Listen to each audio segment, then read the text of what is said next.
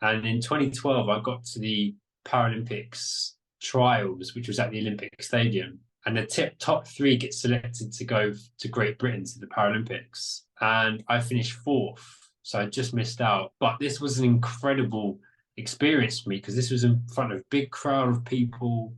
I was racing against the top guys. And even though I finished fourth, I was disappointed, but I was like, just gave me more fire. I was like, I want to make sure I get there next time. I want to put more training in. I want to make sure that I can really achieve something.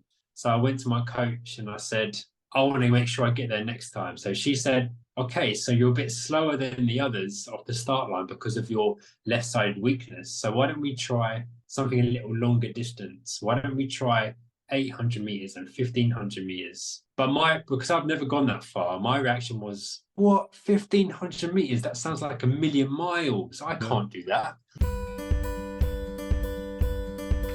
This is the Recovery After Stroke podcast with Bill Gassiamis, helping you navigate recovery after stroke.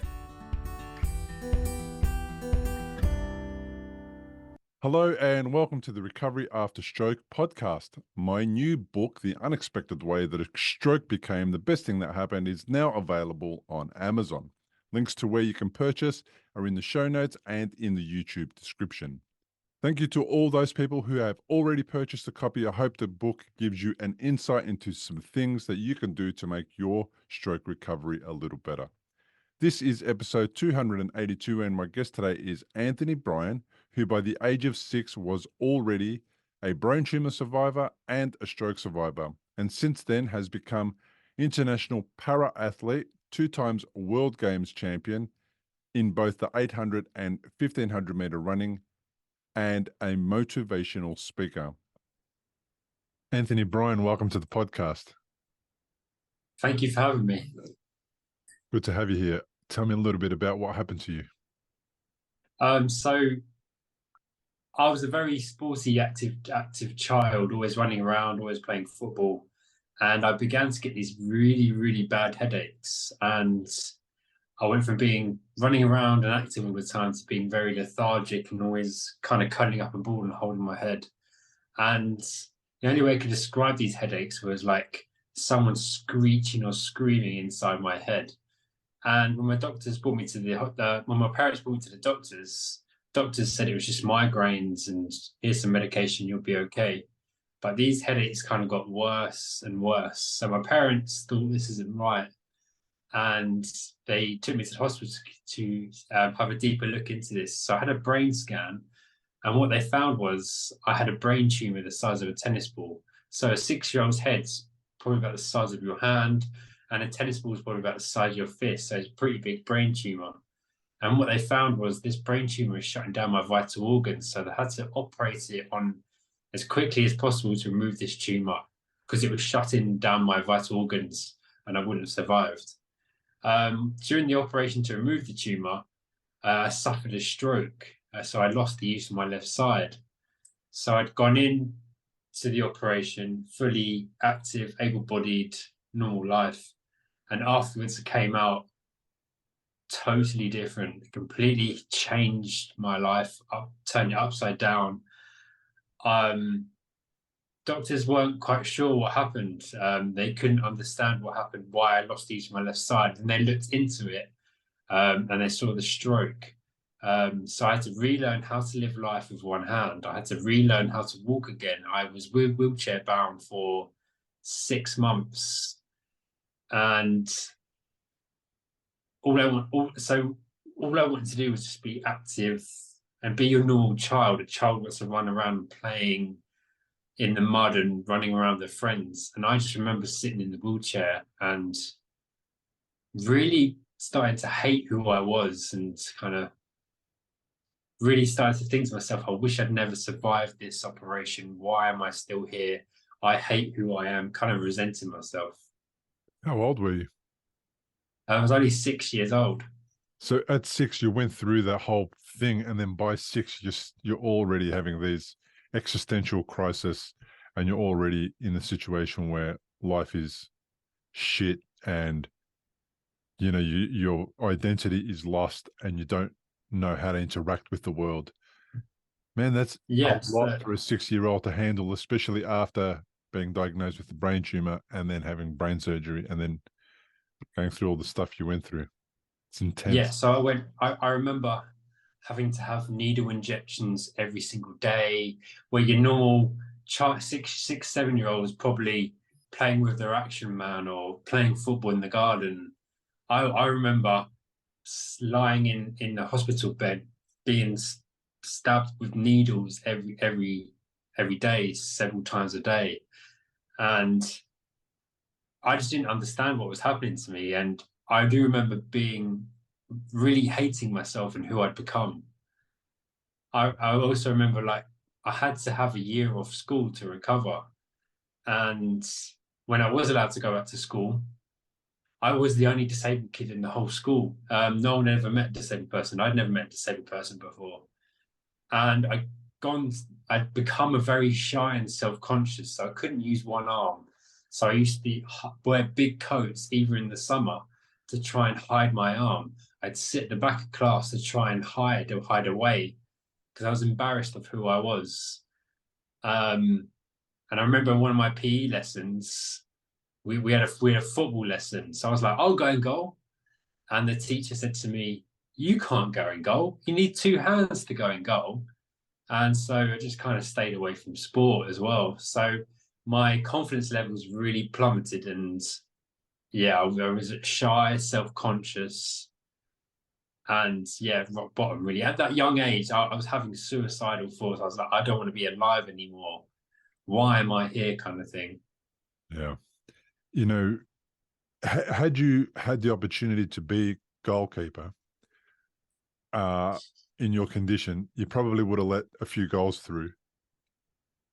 Yes, but I was Not, also, because I could only use one hand, I was better than the other kids at reactions with one hand. So in a way, I adapted very well. It well, wasn't until I got into secondary school that they actually, a PE teacher, we were doing a fitness lesson. You had to run around the football pitch. How many times you do it in 12 minutes? And all I remember thinking to myself was, do not let the overweight, lazy kids go past you. Do not be the last one to finish this. It'll be even more embarrassing and demoralizing. So I just said to myself, just keep pushing yourself, keep pushing yourself. And out of a class of about 60, I actually finished around about 30th. I love it. I love it. Let me just take you back to what I said. I want to take you back to what I said about Yeah. letting goals through. It's what the teacher was thinking, right? There's no way this guy's going to be able to be a goalkeeper. He's going to let too many goals through, and he doesn't want to. Yeah. He doesn't want you to participate for the sake of participating. At what age would that have been? That was still in my primary school. So that would Yeah. have been like 8 years old, 9 years old. Right. And he's thinking maybe he's going to let too many goals in, or maybe it's going to be a difficult experience for him, and he's probably trying to protect you, or who knows what, right? But that's the thing about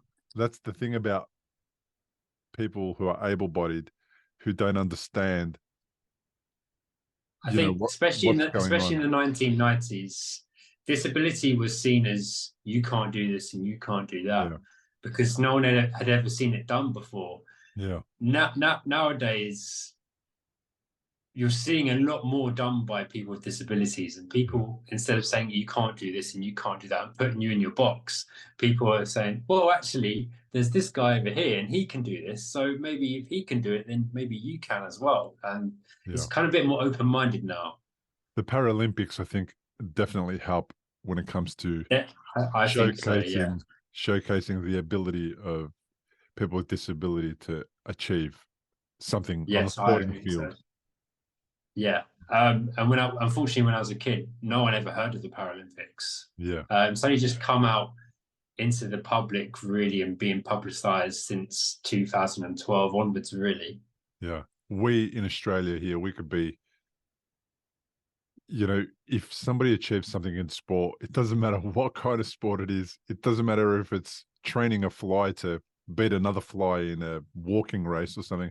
If you achieve something in sport, it doesn't matter what your background is, it doesn't matter how many arms, legs, what your abilities are, you're a national hero. So it's a real good way for people to enter that national hero status. You know, if you can just achieve something good in a sport, it does not matter what the sport looks like, how many people attend that sport. But if you can say, I'm a champion, and then you get to a multiple champion, everybody's on all over you to promote it. And that's been really good. We've had the most recent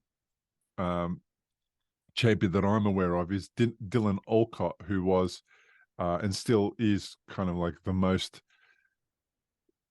has won the most events in wheelchair tennis than almost anybody in Australia ever, but also really up there in the world rankings.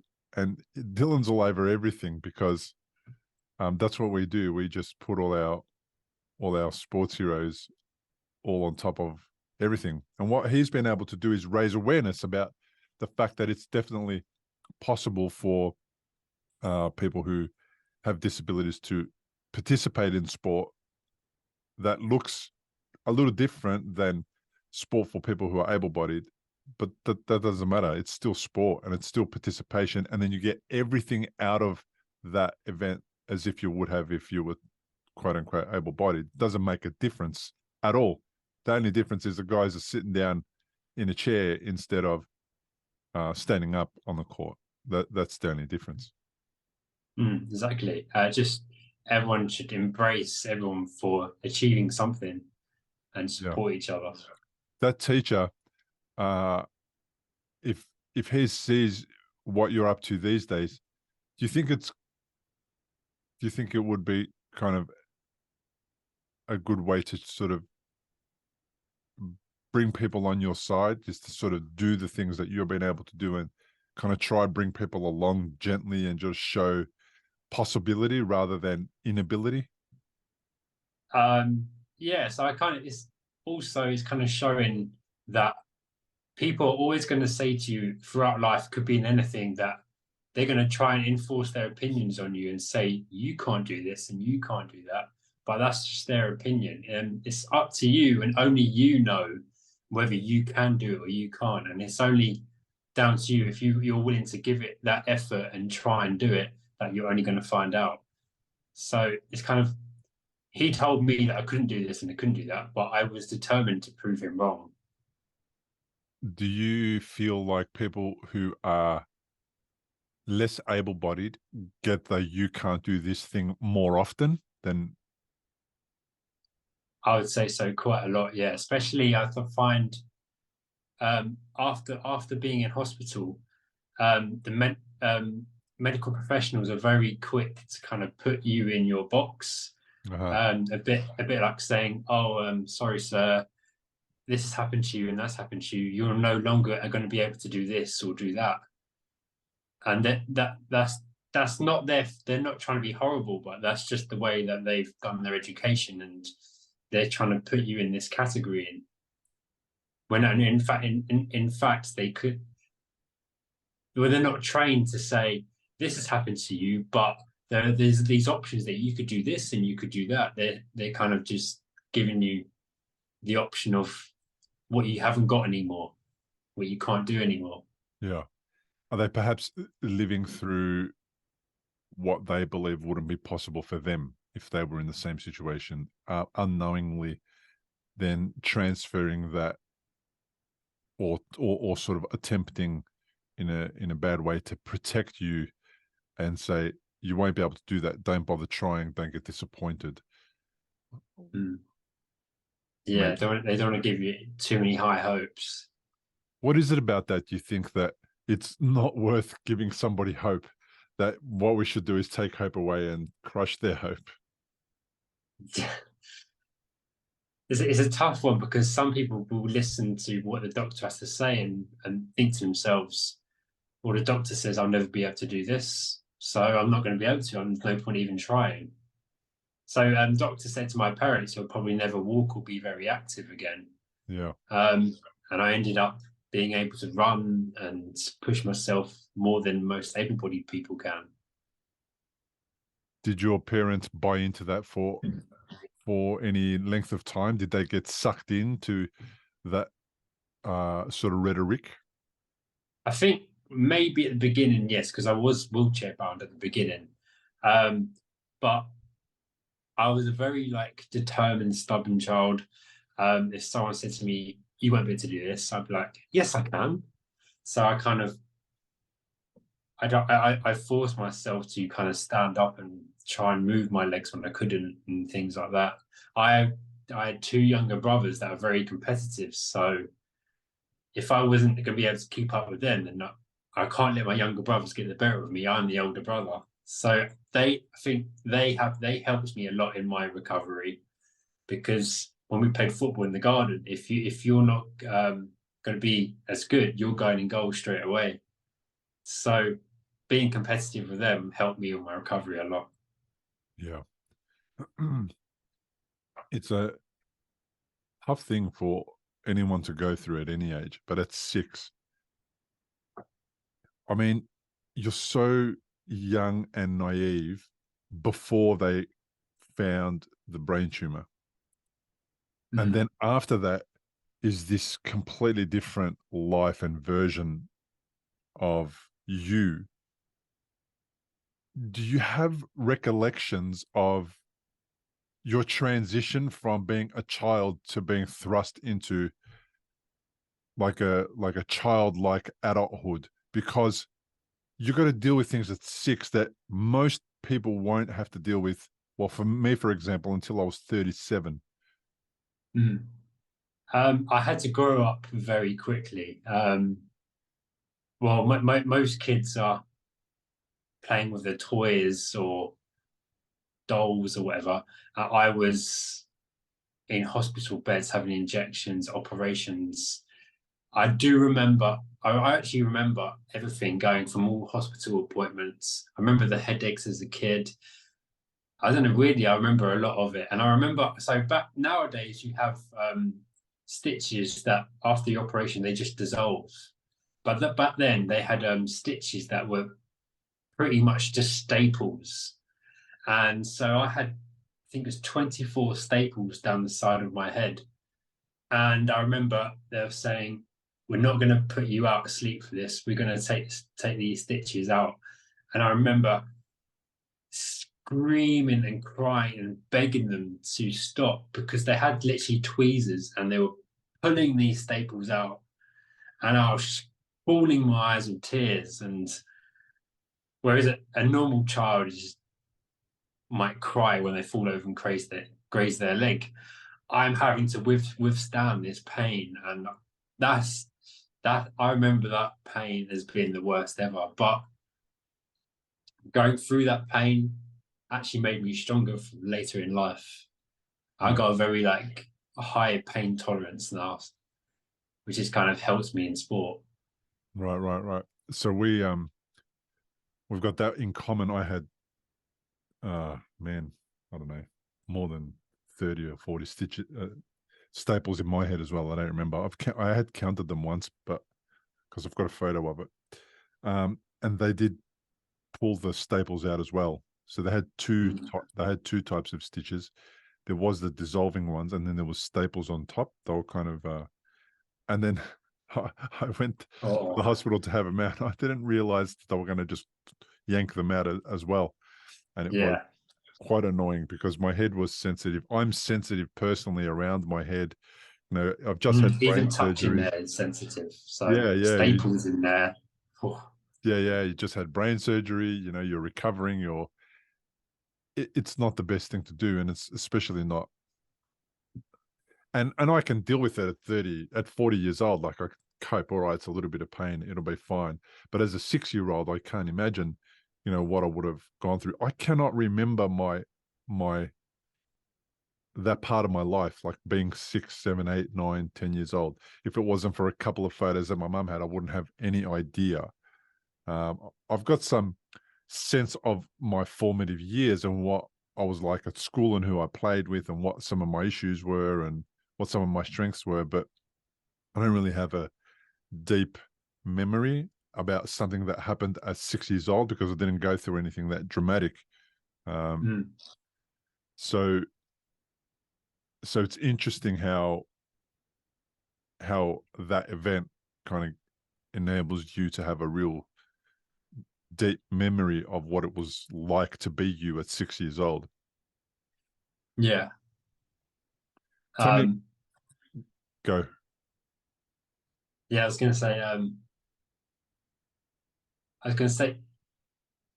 think that they do say that between the ages of kind of 1 and 8 is when you develop your kind of character, and who you are as a person. So most kids are doing their childlike things, playing around. I was kind of living on survival mode, getting through all this pain, and if I remember back to my childhood, all I remember is hospital appointments and lots of pain. And I always said to myself as I got older, I didn't go through all that pain and trauma just to live an ordinary life. I want to live the best life I can for that young little child. So I want to be a success now for that child who had all those dreams and aspirations before. Yeah, that's a good thing to be. That's a good way to look at life for that younger self, like to give that younger self the, what is it? Is it not the respect, but to give your younger self the It's like when you're a child, you want to be, I want to be a professional sports player. I want to be an astronaut. I want to be a pop star or whatever. And then this kind of trauma happened, and it just put an end to all of that. I always say to myself, I want to imagine if that 6-year-old before the tumor had a time machine and went forward 30 years and looked at his life. I want him to look around and be like, oh my God, wow, is that me? So try and make that little child proud.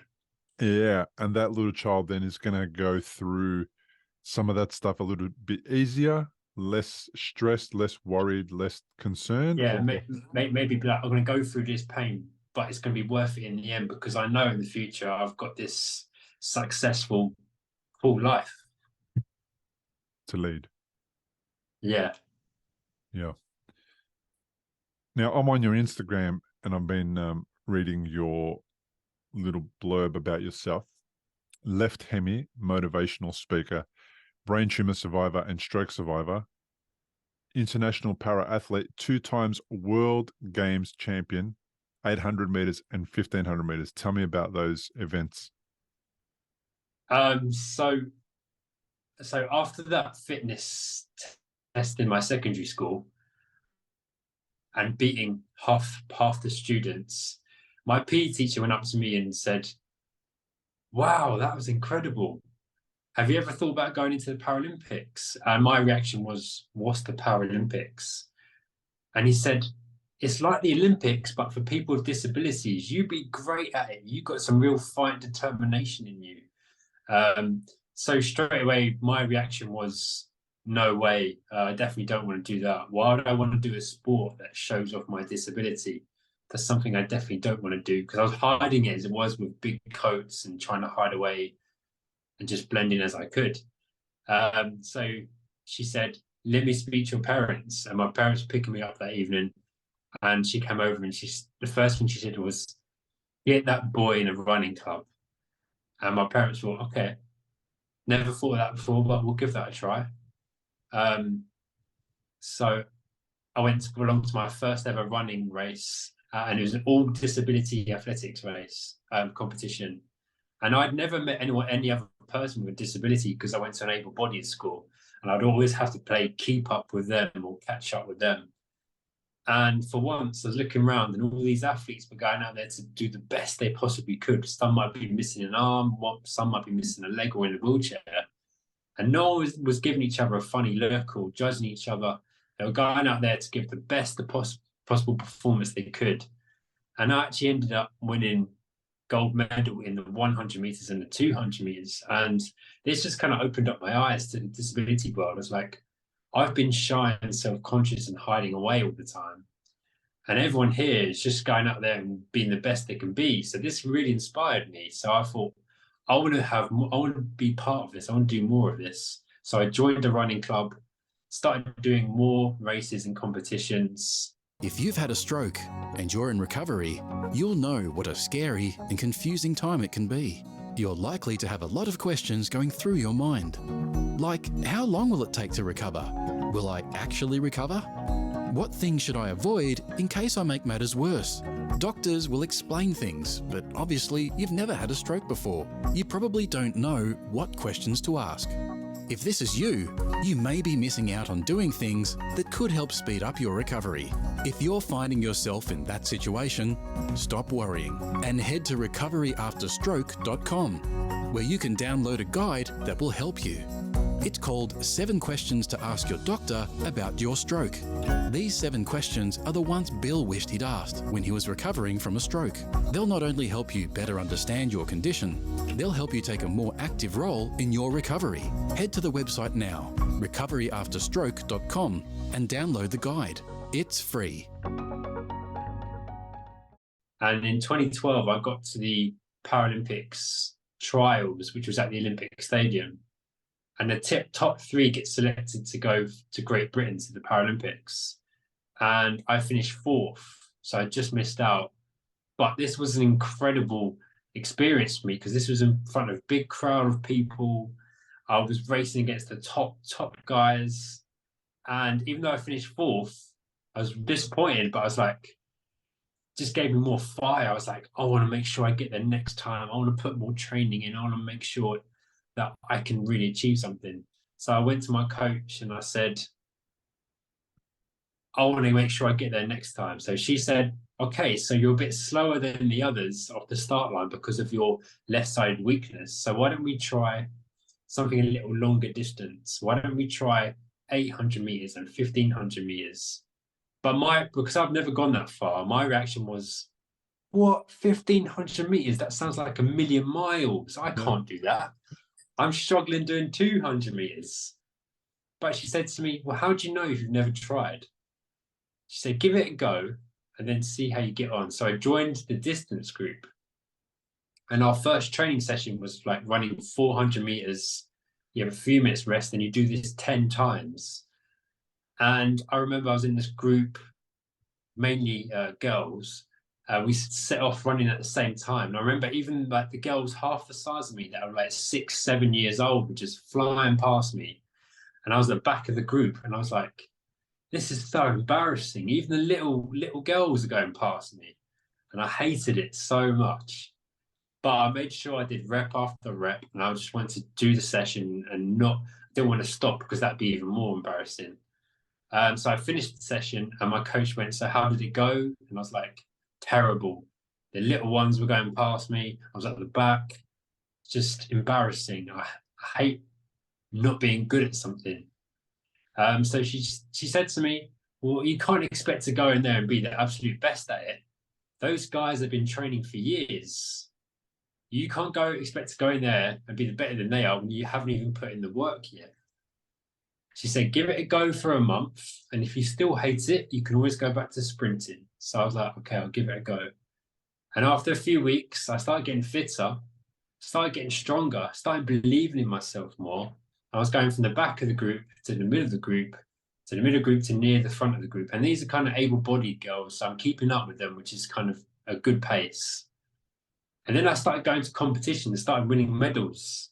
And in 2015, I got selected to represent England at the Cerebral Palsy World Games, which was in Barcelona.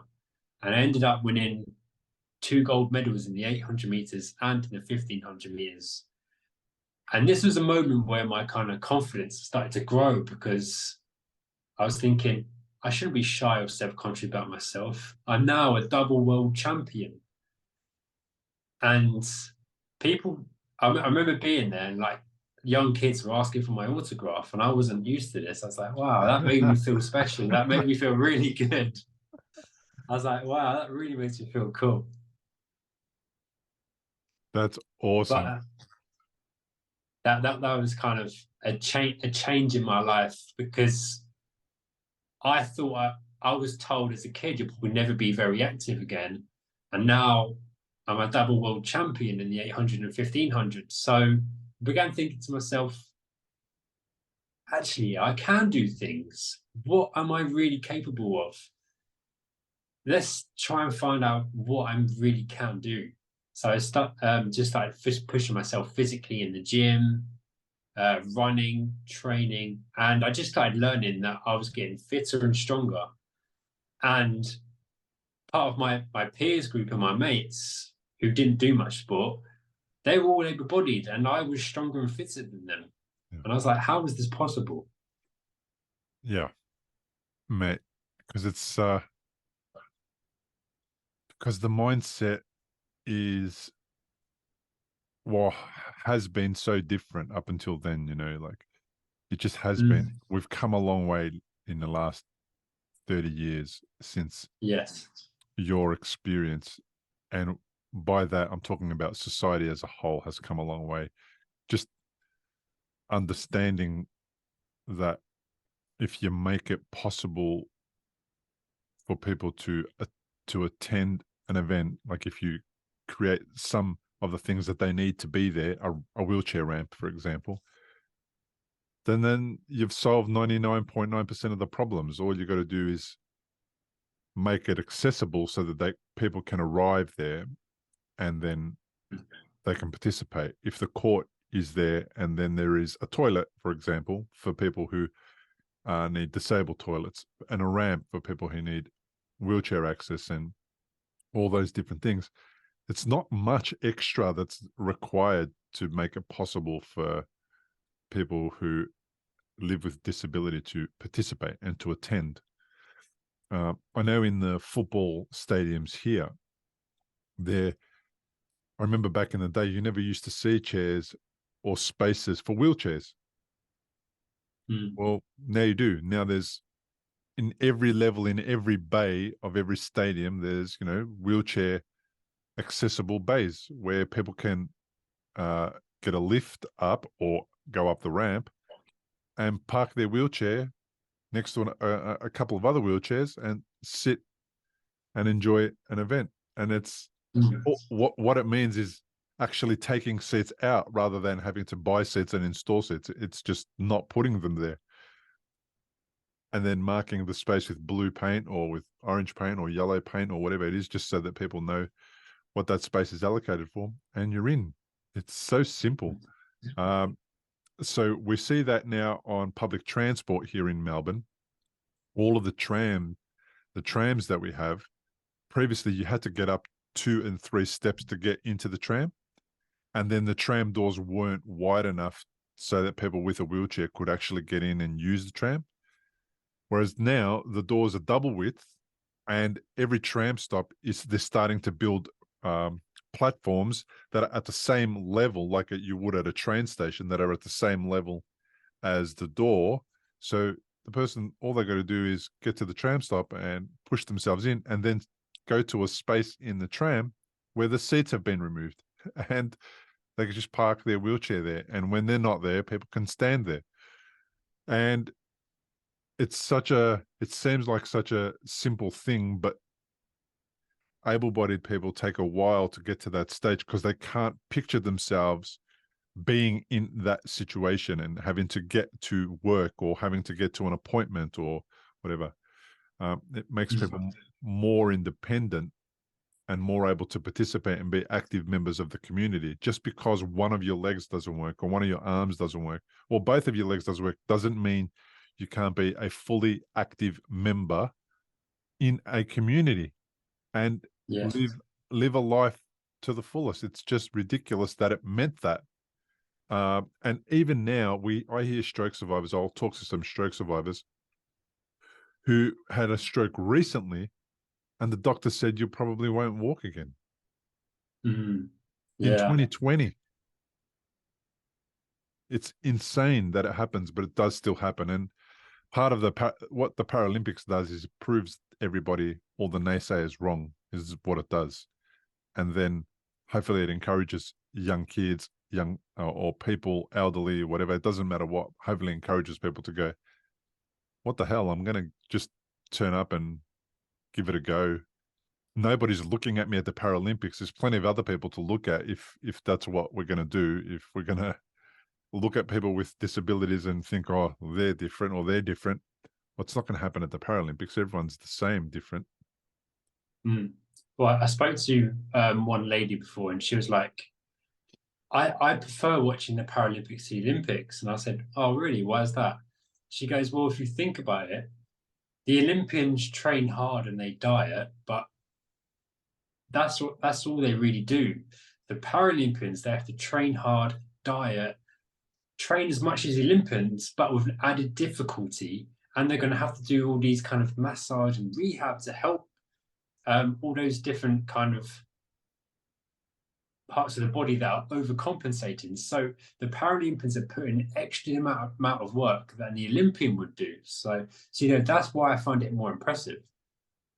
Yeah, I find it impressive because it's humans going, you know what, despite what everyone expects of me, and despite what everyone said I wouldn't be able to do, I'm going to prove them wrong. And then they end up doing it. And it's simply because they believe in themselves. That's all it is. Exactly, yeah. And that's how everyone should think about life. Yeah, this might be a fork in the road in my life, but it's not the end. There's a different pathway. And there's always different pathways around every kind of difficult part in your life. Doesn't mean it's the end. Yeah. Yeah. I interviewed very, very early on in the podcast, in episode 106, I interviewed Kelly Studebaker, who was the first person I'd met who was hemiplegic, and she was a powerlifter. She still is a powerlifter, I believe. And if you see the image of Kelly, she's got one side of her body which is the affected side, which is like skinny, right? And the other side, which is like massive and jacked and powerlifter size, you know? And it was such a cool episode. She was the first person I spoke to who just kind of goes, well, I think I want to do weight training or lifting or something. And then somebody said to her, well, why don't you do powerlifting? And she said, oh, okay. And that's it. And then she went down the powerlifting journey. and she's got photos of herself doing other things like knitting scarves and knitting hats and all that kind of stuff. And then she's got powerlifting photos. She's the most it was the most unbelievable thing to see that was possible, because for me, I look completely normal. I have left side deficits, so my left side doesn't work the way my right side does, 100%. But I avoided the gym. I hated going to the gym because it would remind me of how weak my left side is, or how much more of an effort I had to put in with my left side. And when I went to the gym, all it did was remind me of the risk was greater. You know, I was looking for all the problems. If I lift a bar over my head and my left side fatigues quicker, because it does, almost 2 or 3 reps and my left side's done, I was always concerned that it would fall on me, that I would not be able to, do a bench press properly or whatever. And I never did it. Whereas Kelly just goes, oh, I'm going to go and do it. She just did it. Yeah. And that's what was cool about listening to her overcome a lot of that stuff that she was experiencing because of the AVM that she had in her head. She had a faulty blood vessel as well that burst, similar to me. And she was like, no, we're going to go do this. So it is good to see other people achieving things when they're not meant to have been achieving them, according to some people. Yeah, exactly. I love hearing success stories, because it does show you that anyone is capable of achieving. Just gotta go for it, really, and just see how it goes. So don't be scared of not giving it a go, kind of thing. Yeah. Does it, as a 6-year-old, do you have the other support that you needed, for perhaps the mental mental health support, psychological support, that kind of stuff? Was that a thing when you were going through this in 1996? Well, my parents did get me counselling, but as a child, I did not want to do counselling. I hated it, and I refused to like correspond doing it. So I did go to counselling sessions, but whenever she would ask, she goes, "Oh, so how are you feeling?" I go, "I'm fine." And if you try and talk to me about my problems, I just wouldn't talk about it. So I kind of bottled it all my emotions up.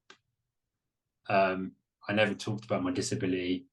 That's what sport kind of was my savior, because it gave me something to focus on.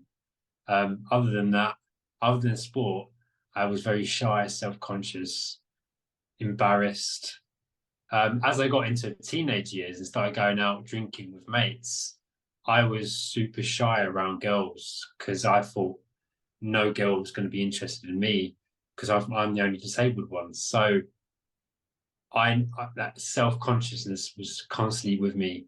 So maybe I probably needed to address that when I was quite young. Did you end up going and getting that help and sorting that stuff out, or is it something that you haven't got around to? No, I didn't. And it's probably something I do need to address, really. Okay, still. Yeah. All right. I'm not laughing. I'm kind of nervous laughing because I didn't think that that's the answer you were going to give. I don't know why. I thought you would have said you went about it, but you've proven yourself wrong a lot anyway, right? So you have overcome some of that stuff yourself anyway. Yeah. Well, my sports side of life has excelled massively, Right. but still, like, relationship wise, I've probably been single 4 years now, and even when I go out with mates now, my mates are quite confident they'll go and talk to girls. I won't talk to a girl unless she talks to me first, because I don't know, sometimes I might think, oh, I don't want to bother her, she might not want to talk to someone who's disabled. That's So I still have those kind of thoughts in my head. That's something I probably need to address. Right. Okay. Because one part of you really wants to do that and engage with people. Yeah. Yes. Yeah. So there's still that self-consciousness inside me still. And when my confidence comes out is sport, gym. It's just kind of maybe socializing that self-consciousness comes back into me. And you've been in a relationship before. Yeah, so I've been in a few relationships, but still I just haven't got that confidence in myself that I should have. Yeah. Fair enough. Yes, Those something. relationships, did those relationships show you that once upon a time you did have the confidence in yourself and you did get the outcome you were after? Did they prove that to you? Not. I don't know. So I always went for relationships. The girls that I would go for were girls I wasn't really that interested in, because if I got rejected, I didn't really care. I Yeah. never kind of approached any girls that I was really interested in because I didn't want to get rejected. Anthony, So that sounds like a normal bloke. That's a normal yeah, that's a normal thing. but I avoided that all of my life. But And sometimes I do think, what if I didn't? What if I just tried and went for it? Who knows? I don't know. it's like playing sport. Just try. Who knows? You might get a result. Yeah, exactly. Yeah, maybe I should bring my sport strategies into my social life. Absolutely. Just This go is for it and official think of it as a therapy. sport. Official therapy Yeah, advice. Absolutely. You should just go for it, mate. Don't worry about yeah. it. We'll do a podcast in a few weeks. And be like, yeah, I got a new relationship. Yeah.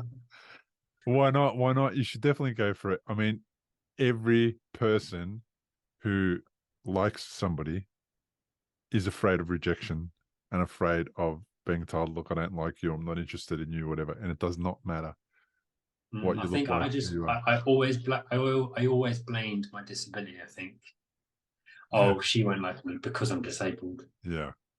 That's and I crap. need to stop blaming my disability. That's not true. Oh, I know what you can do. Take some of your medals, wear them around your neck when you go out. Yeah. Oh, do you like my necklace? That'll be Yeah. a good icebreaker, at least. Yeah. Yeah. Yeah. That's a good idea. You never know.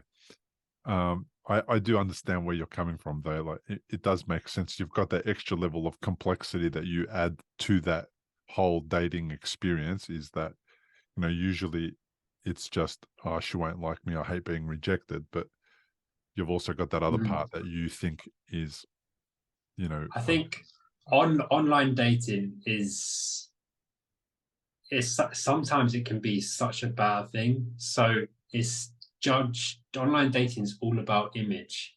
So I've had a few bad ones where I put an image of me. I think I was looking really ripped one year, and I had just like my swimming shorts on, six pack is out, and well, I matched with this girl on Tinder, and she messaged me and she goes, I said, "Hey, how are you?" And she said, "Oh, I only matched with you to tell you what a terrible job you've done on photoshopping your picture."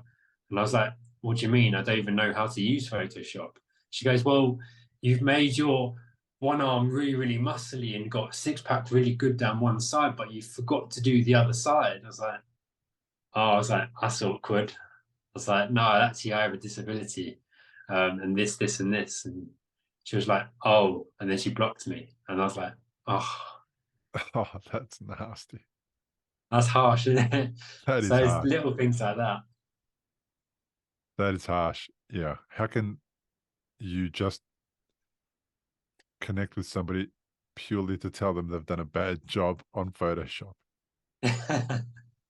But I did have a few other times where I thought, well, what if I don't put I have a disability on my profile and I just act as a normal person? So I did that a few times and I got talking to a few more girls, had a few more successes. And I met up with a girl to go on a date and she was like, "Oh my God, what happened to you? You've had a car crash." I was like, "Oh," it's like, "No, I have a limp and I can only use one arm." And she was like, "Oh." And that date didn't go well after that. So I thought, okay, that doesn't work either. So I just need to be myself on my dating profile and just say who I am. I have yeah. So now my profile says I have a stroke and my brain tumor survivor, but I'm also a world champion in this and a world champion in that and a motivational speaker. Yeah. So I just do it that way now. I get it. I get it that it'd be difficult to get people over the line. And most people on Tinder are probably not looking for a deep connection with somebody initially, Mm. Yeah. out for different reasons. And then they, being confronted with somebody who has a disability when you're not expecting that would make them think all sorts of weird things. It's like, oh, well, I don't know what to say. How do I act around that person? Or I haven't got Mm. any experience in this space, or um, what will my friends say? There'll be all sorts of shit going in their heads about the problem with interacting with somebody who has a disability, and it comes from being um, naive, afraid, uh, perhaps having been using derogatory words towards people, in the past as young kids, and they just have a way of going about life avoiding disability because it's not common, even though there's plenty of people who have a disability. It's not common in quote unquote the normal world. And then they kind of makes them look like an idiot. So instead of looking like an idiot and fumbling their way through stuff they don't know about and learning and becoming educated and becoming less ignorant, they just use their ignorance and get the hell out of there. Yeah, exactly. Yeah. But it's not. Do you take it badly? Do you sort of see it as a real? I I definitely did as a teenager, and as in my 20s I did. Now I've kind of started learning I need to stop thinking of what I'm not and start thinking of what I am. I've achieved this, I've achieved that. I am I am actually I'm actually a person that's achieved quite a lot. Think about things I have done. Don't think of yourself things you haven't done. So value yourself and stop thinking of yourself negative is what I've probably only in the last 3-4 years started learning to do. Yeah. Tell me about your speaking. What do you speak about when you address people? So I went to see David Goggins, who's a big role model of mine, No, speak stop, live. stop. David I love that Goggins. guy. Forget that guy. The guy's I love that crazy. guy. He'll run. Because He'll run his in legs into the ground. He'll run his legs into the pavement just to prove a point. yeah, that's what I love about him. But yeah, I read his book in lockdown, and there was one thing that really stood out to me, and I was like, wow, I've never thought of myself like that before. So there's a chapter in his book called "Be the Only," and it's like it kind of says, "Be the only in life to be successful." So if you're in a crowd of people, if you want to stand out and be successful, you need to be the only one that's this, the only one that's that. And he gave this little story. When he was doing an ultra triathlon one day, he looked across the start line at all the others and he thought, yeah, these guys are fit, these guys are strong, they do their training, but none of these guys really stand out. They all just kind of blend in. And then he looked to his left and he saw one guy in his wheelchair just jump out of his wheelchair, perch himself on the edge of the ledge, ready to dive into the water. And he looked and he thought, there's that guy. He is the only. He's out here with all these ultra athletes, but he's the only one who really stands out. He's the only one with that disability, and he's out here proving his point and doing that work. And I read that and I thought, that's me. Every time I go and do a running race, a road running race, a 5K, a 10K, I'm always the only one with a disability. When I was at school, I was the only one with a disability. Everything I do, I'm always the only one with a disability. But what I've been doing was I'd been hiding away and trying to hide amongst the crowd. What I should be doing is being the only, going out there and standing out and owning it and just doing the best I can do, and just being the best I can possibly be. So I read that and I thought, yeah, I like that. And then I started posting Instagram videos about myself, lifting weights, doing my running, doing all these kind of great things. And people were like, whoa, how do you do that? How do you lift? Like I lift just the other day, I lifted 80 kilogram deadlift with one arm, and everyone's gone, whoa, how do you do that? To me, it's just kind of a normal, but I'm showing what I can do with my disability, and people actually get inspired by that. And I always thought people would judge me and think or look at me funny, but people get inspired by me pushing myself with my disability, and that kind of spurred me on. And just before lockdown, people used to ask me, so what's your story? What happened to you? So I used to tell them. And they were like, that's incredible. You had a brain tumor and a stroke and told you'd never walk again, and now you're a world champion. You need to tell people your story and stop hiding away. So during lockdown, I started a YouTube channel and started telling people about me and my story, and it started doing really well. And I got invited onto a few talks over Zoom for like physios and doctors and things like that.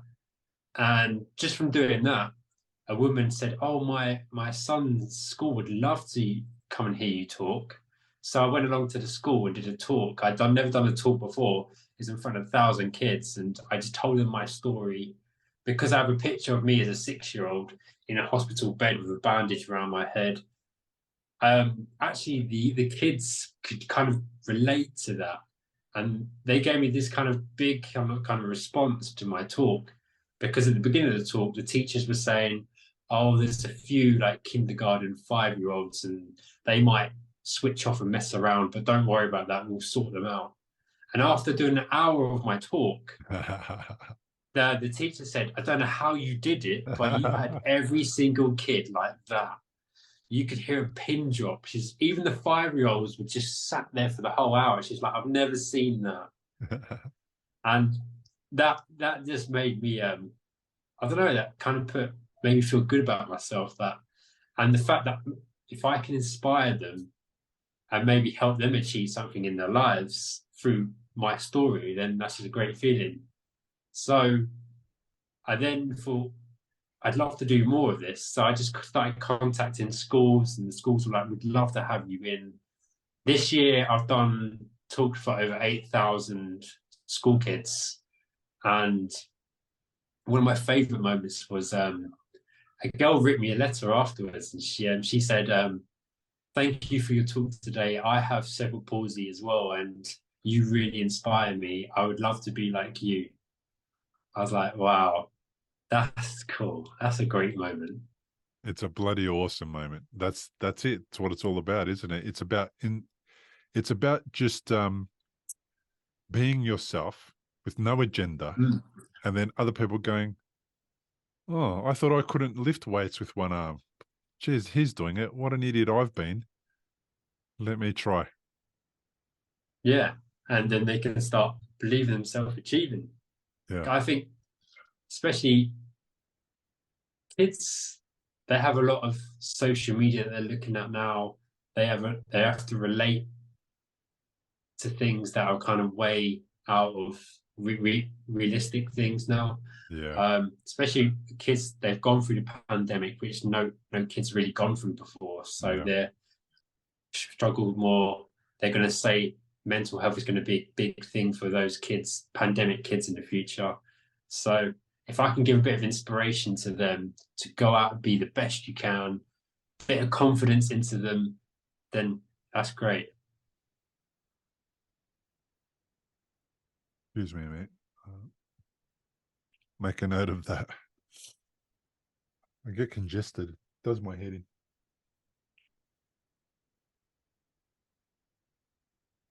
An 85-kilogram deadlift is difficult for most people. I mean, I couldn't lift 85 kilos. I recently went back to the gym, and every time, and for 2 weeks in a row or 2 sessions in a row, I injured something. So session 1, I injured my knee doing a squat,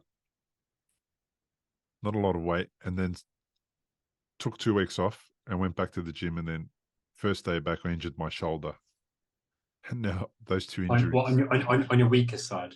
On my weaker side. Yeah. Yeah. My knee I injured on my better side, my shoulder injured on my weaker side.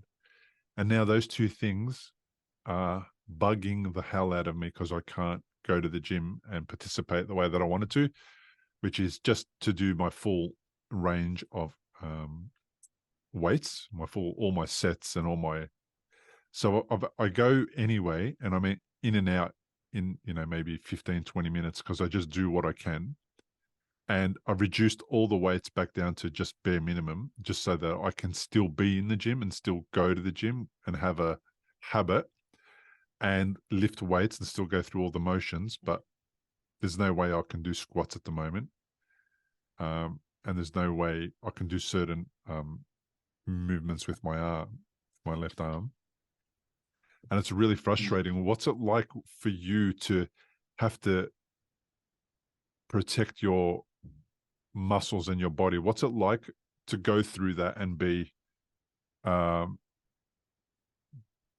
able to kind of get back to training every single week? Because I find that the imbalance because of my left side, the imbalance compared to my right side, is always making my back tense. It's always sort of stretching and moving my muscles in a weird way. So massages and chiropractic and all that kind of stuff to loosen my left side is something that I spend a ton of money on. Mm, How do yeah. you prepare Oh, to do deadlifting? You know, tell me about that whole process, because it's got to be hard. Or yeah. So like, I'd never lift that heavy before, and all the guys around me were lifting heavy. So I thought I'll just go with it and see if I can do it. Ended up lifting 85. Never lifted 85 before. My best was probably 80. But the next day I was so stiff, like my lower back, because I'm lifting one-sided. All this strain is going through the one side, and I see, because I'm doing running 3 to 4 times a week as well. My muscles on my right side are so tight. I see a chiropractor every once a week, and it's like 50 quid a session. yeah, So it just drain your money, but it needs to be done. Like, it makes a huge difference if you're not seeing those chiropractors and physios getting a sports massage. You're going to get injured and do more damage. So I do a lot of hard training, but I pay the money. So a lot of my money does go on chiropractors, like 50 quid or more a week sometimes. yeah, Yeah, so I do a lot of that. But with your story, you're saying that you struggle doing certain exercises. Because I work in a gym, I'm very good at adapting exercises. And there was this one guy in the gym not long ago. He came up to me and he goes, I had a stroke recently, and every time I sit on the leg extension, I just can't do it. It's really frustrating me, and it gives me knee pain. So I said, I've got an idea. So what I do is I have ankle weights that I leave in the gym, and I have some lighter ones and some heavier ones. So I said, sit down on the bench, and I tied the ankle weights around his ankles, and I was like, now extend your leg up and bring it down and bring it up and bring it. I said, do that 20, 30 times. I said, now can you feel your quads working? He's like, oh yeah, I can feel it working now. uh-huh. So it's just kind of adapting around ways of getting those muscles. So when you go into a gym, everyone's taught a set way to do things. Squat, you do it this way. Deadlift, you do it this way. But there's still ways to do those exercises, but getting the right muscles working in and the body not in a way that's hurting itself. So people in a wheelchair, they can do deadlifts, but what they'll do is sit on the bench and the bar goes under the bench and they just use their upper body to deadlift. That's going to get their core and their lower back working. And that's how they would deadlift. Right. So I've just started doing adaptive CrossFit, and it's honestly it's amazing because you have all these athletes going there and absolutely beasting these workouts, and you just think, how on earth? I mean, there was one guy. So in one of the workouts, we had shuttle runs going back and forth, and there's one guy who had one leg, so he was hopping to one end and then hopping back, and then when you come back, you got to do deadlifts. So he's doing deadlifts on one leg, and then you're hopping over there, and you're hopping back, and it's like wicked. This is so cool. Yeah. There's always a way. There's always a way, and humans are so adaptable.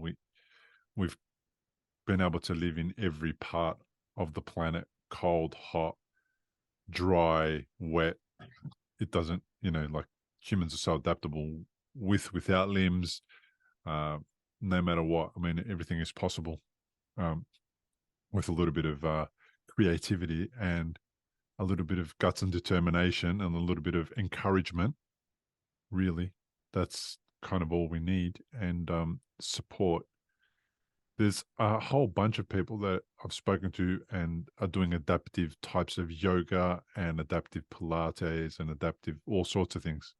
It's so good that it's happening, because, like you said, then anyone, you can rock up and participate and then just be able to experience that stuff like most people can experience regular gym sessions or Pilates or yoga, etc. And adaptive yoga seems to be kind of done on a chair, which you'd think is not yoga.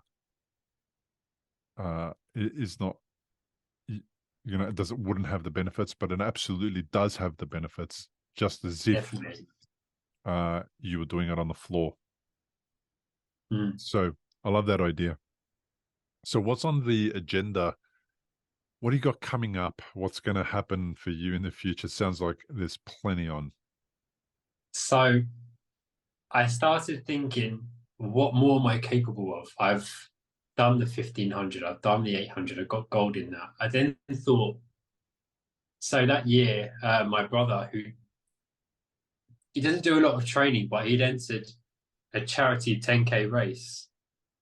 And I thought, surely if he can complete a 10K, surely I can do it. I do a lot more training than him. So I thought, what the hell? I'll enter the 10K as well. So I ran the 10K and I did no training for it. So I just thought, just go do it and see what happens. And I got through about halfway 5K, feeling okay. My legs were starting to ache a bit, but I was feeling okay. Got to 7K and my left leg, which is my weaker side, started dragging along the ground and my right side was trying to pull myself along. And I must have looked an absolute mess, awful. And I just remember my head saying to me, what are you doing? Why are you doing this? Stop. This is crazy. Start walking. And I was about to stop and start walking. And this random lady runs past me. She goes, oh my God, you're doing amazing. Don't stop. Don't stop. Keep going. You really inspire me. I've been watching you for the last few miles and you've been helping me get through this. Keep going. Keep going. And she kind of picked up my spirits. And I thought, yeah, you're right. There's only 3K to go. So I started pushing along and I actually managed to get to the finish line in about 55 minutes. And I thought, Wow. wow, I never thought I'd ever be capable to run 10K. That sounds like a million miles. But I completed it and I went back to my coach and I was like, I want to train more. I want to go even faster. And I managed to knock my time from 55 minutes down to 47 minutes. And I've just been doing these runs ever since and I've been getting better at them. So then I thought, what's the next challenge? So next year, I'm running the London Marathon, and this is again it's unknown territory for me. I've never gone this far. I don't know if my weaker side can go that far, but I'm going to give it everything I've got to try and get there. So 42 the furthest kilometers? so what was that? All 42 kilometers? That's it. Yeah, the furthest I've ever run so far is 10 miles. So the marathon's double that and a bit more. Yeah. You've got a bit of training to do. So you've got heaps of time. Yeah. So it's next April. So I've got about 5 months. Okay. So you've got 5 months. I think you could get there. So what I love about this is that there's people that have already done this. I interviewed very early on in the process. I interviewed, I'm just looking for it right now. Where is it? Where is it? Now, a lady who lives in Melbourne, who had a stroke when she was a kid as well, probably around your age. Oh, And wow. she has hemiplegia. And then also she has foot drop. Yeah, I've got that. Yeah. And she decided, I'll just do the search. There you go. And she decided that she was going to run a marathon, and then no, she decided, like you, she decided she was going to do 5 or 10 kilometers or something like that, and she got somebody to help her out. And then that trainer said to her, "This is nothing, we're going to train to run 5 kilometers or 10 kilometers. Big deal." He goes, "Why don't you run a marathon?" And he kind of convinced her to do it. Just go hard or go home, really. Yeah. And then she kind of just said, well, all right. She sort of signed up for his supposed marathon. Donna Campese, her name is, Running After a Stroke, episode 28, right? And she goes through that process of being convinced by this guy to run a marathon, and she did it. She ran it all. She was completely exhausted and spent like most people who run a marathon. And then she had to overcome some unique challenges that, that are related to foot drop and the way that all of that has to be managed. But she did make it. She had a stroke at 8, actually. And Oh, wow. Pretty yes, similar. yeah, similar story to you. And she was a machine, and she was absolute machine. She just didn't let anything get in her way. But she started her kind of athletic journey in her mid-40s. You know, she didn't get around to doing that type of stuff until she was beyond 40 years old. And it's just crazy. And Yeah. one of the first people who I met who showed me what's possible after a stroke that's debilitating, or, you know, causes disability or causes all these problems. And she grew up with all of the drama that you grew up with, which was, so she was born in the 70s, so she would have been Even more. dealing with all the, you'll never be able to do this stuff and that stuff and whatever. And then she's been able to work her way through that and get to the other side. It's really cool that you're going to run the marathon. I'd love to talk to you after you've run the marathon, right? So remember, after you've run the marathon, to get in touch so we can have another episode so we can talk about how. That's good. I'm actually doing a vlog on my YouTube channel on it as well. So Brilliant. all the weeks leading up to the marathon, I'm talking about how my training went, what went well, what went bad. Nice. So I've got a guide runner to run the marathon with me, and he's going to like video alongside me as I run, and then we'll do a video after the run, put it all together, which would be cool. Awesome. Well, there'll be links to all of that stuff in the show notes, so anyone who wants to connect with Anthony can do that via the links that I'll share. As we wrap up, what's the hardest thing about stroke for you? It's the hardest thing about stroke is flipping your whole life upside down, and you have to pick yourself up and start again. You think that this is the kind of, my life is over, I'll never be able to do this and I'll never be able to do that again. But like I said before, it's just the start of a new pathway in life. There's lots of help out there. You just have to look in the right places. You'll find communities, you'll find other people, groups that can help you live a full, great life. It's just on a new pathway. It's not the end of life. This is the new part. It is a very hard journey, because it's a struggle. It's going to be painful. It's going to be hard, but there is a way through it. Yeah. You may have already kind of sort of in your answered some of the next questions, but I'm going to ask them anyway. What's the, you've had 27 years now since your stroke. What has it taught you? I imagine the lessons have been many and they keep coming. It's taught me that not just me, but all humans are so capable of achieving such great things that we could never even realize, but we all sit in our comfort zones, and we are our own worst enemies sometimes, and we think we can't do this and we can't do that. We look at others and go, I can't do that. Well, we don't know, because unless we try. So what I've learned is give everything a try. I didn't think I'd be able to do weightlifting. I just gave it a try, and turns out I'm pretty strong. I didn't think I could do running. I gave it a go, and turns out with a bit of work, I'm actually pretty good. I'm very good at pushing myself. I think the one thing I'm good at is just never giving up. Resilience is the main thing. I just don't want to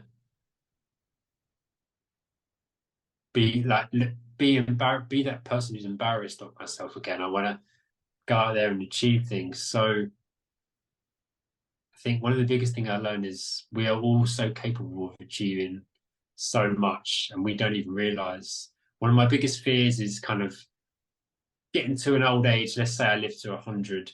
I don't want to look back on my life and thought, I could have been something once upon a time, but I just never gave it a go. Or you hear a lot of people say in life, I could have been someone once, but I didn't do it. And I don't want to be that person when I'm older and live with regret. Yeah, fair enough. And you know what's good about interviewing you, amongst many other things, is that you're such a long way away from your stroke. Like, it's been ages. So with that in mind, what do you want to tell others who are just starting their stroke recovery journey, because they reckon it's probably feeling like it's hard, it's shit, it's terrible, life's going to suck from now Yeah, on, and they've got all this stuff you that's are going feeling on? like your life's over. Yeah, Yeah. you're feeling like your life's over. It's all doom and gloom right now, but it's a slow process. But you just have to keep on going, and believe me, when you keep trying and keep trying and use that weaker hand, because you might not be able to use it now, but one day you're just gonna get a little flicker like that. And when you get a flicker, it's going to feel like an absolute best thing in the world. That you need to keep going, and these good things will happen. You might get so the brain is always developing, so you just have to get those pathways going. So get that movement going. Just don't give up. Just keep trying, and these brain pathways will get stronger and stronger over time. Small little movements will come back. You just don't give up on yourself. That's the main thing. Set a goal for yourself. You want to, in a year's time or 2 years' time, walk 100 meters or something like that.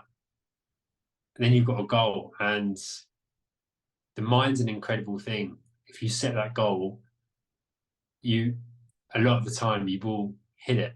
You just have to be committed and determined to do it. Yeah. Awesome. Anthony, I really appreciate you joining me on the podcast, sharing your story. I wish you well in all of your upcoming things that you want to do and achieve. And I'll love to hear how the marathon went. Thank you. Thank you for having me. Yeah, it's going to be a challenge. It's going to be a tough one. It's probably the biggest one I've done, but let's see how it goes. Thank you to everyone who has already left a review on iTunes and Spotify. It really is making a huge difference to the show's popularity and how easy other stroke survivors will be able to find the show.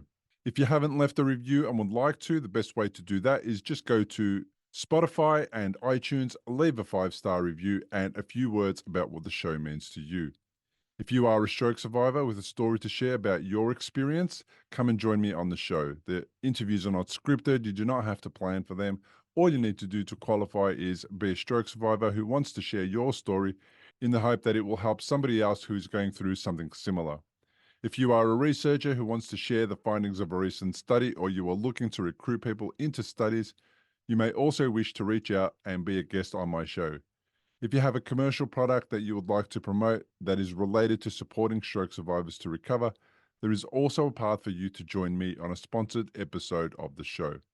Just go to recoveryafterstroke.com/contact, fill out the form explaining which category you belong to, and I will respond with more details about how we can connect via Zoom. To learn more about my guests, including links to their social media and other pages, and to download a full transcript of the entire interview, please go to recoveryafterstroke.com/episodes. If you're watching on YouTube, please comment below the video. I love seeing people's comments. I respond to all the comments. And like this episode, and to get notifications of future episodes, subscribe to the show on the platform of your choice. Thanks again for being here and listening. I really appreciate you. See you on the next episode. Importantly, we present many podcasts designed to give you an insight and understanding into the experiences of other individuals. Opinions and treatment protocols discussed during any podcast are the individual's own experience, and we do not necessarily share the same opinion, nor do we recommend any treatment protocol discussed. All content on this website and any linked blog, podcast, or video material controlled this website or content is created and produced for informational purposes only and is largely based on the personal experience of Bill Gassiamis. The Content is intended to complement your medical treatment and support healing. It is not intended to be a substitute for professional medical advice and should not be relied on as health advice. The information is general and may not be suitable for your personal injuries, circumstances, or health objectives. Do not use our content as a standalone resource to diagnose, treat, cure, or prevent any disease for therapeutic purposes or as a substitute for the advice of a health professional. Never delay seeking advice or disregard the advice of a medical professional, your doctor, or your rehabilitation program based on our content. If you have any questions or concerns about your health or medical condition, please seek guidance from a doctor or other medical professional. If you are experiencing a health emergency or think you might be, call 000 if in Australia, or your local emergency number immediately for emergency assistance, or go to the nearest hospital emergency department. Medical information changes constantly. While we aim to provide current, quality information in our content, we do not provide any guarantees and assume no legal liability or responsibility for the accuracy, currency, or completeness of the content. If you choose to rely on any information within our content, you do so solely at your own risk. We are careful with links we provide. However, third-party links from our website are followed at your own risk, and we are not responsible for any information you find there.